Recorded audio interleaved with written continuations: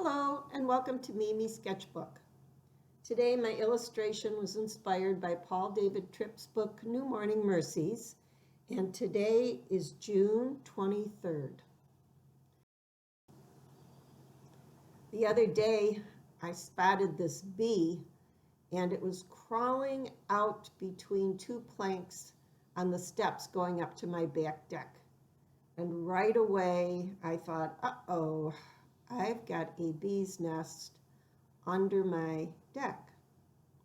But then I watched it and it climbed to the edge of the step and it fell, and it did it on the next step and it fell, and pretty soon I knew this bee was in bad shape.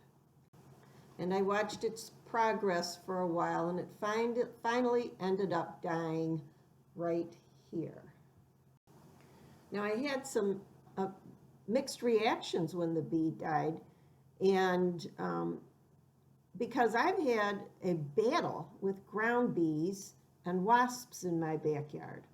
And I've stepped on ground bees and gotten stung multiple times. I've accidentally stuck my hand in a ground bee nest and had at least 10 stings on my hand. And I've had wasps fly into my shirt, and that wasn't a pretty sight.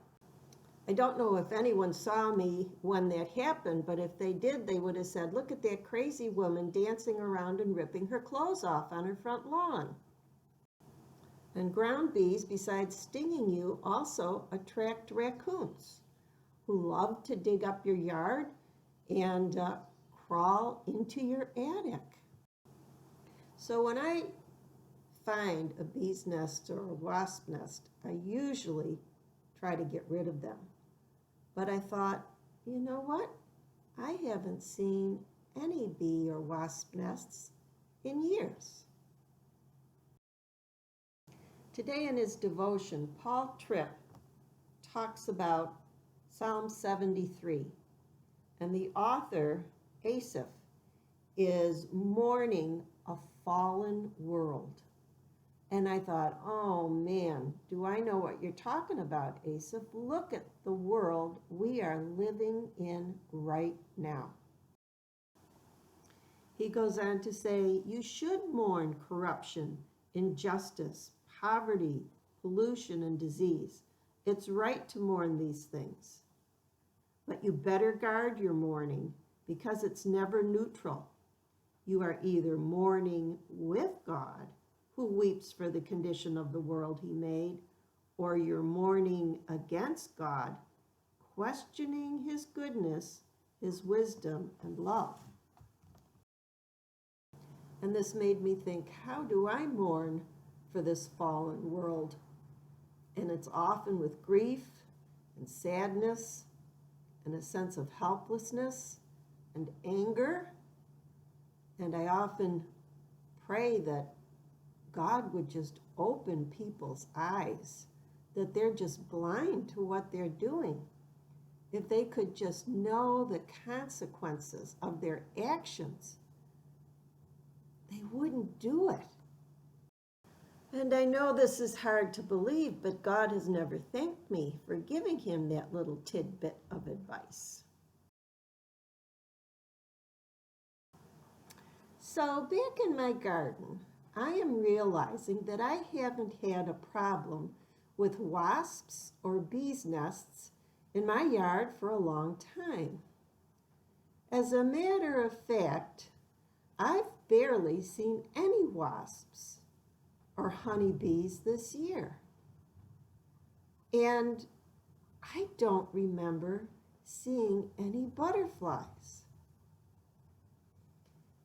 And I get a sick feeling in my stomach. And I start to mourn the death of that honeybee.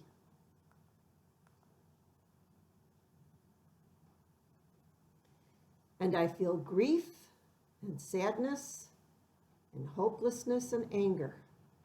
But now, all of that is directed at myself, as I recall all of the times I felt triumph when I poured the pesticide down into the bees' nests and killed them all. And all of the times when I used Raid long shot to kill all of the wasps up in their nests. And how every year I faithfully have a tree service come and spray my locust trees with what looks like a fire hose full of pesticides, so that I'm not inconvenienced with the tiny locust bugs that fall down onto my patio.